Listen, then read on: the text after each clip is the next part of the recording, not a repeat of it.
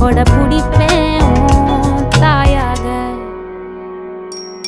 நீ நீ சொல்லும் கதை நான் நான் கேட்கும் வர நாமாவும் மாய பறவைகளே.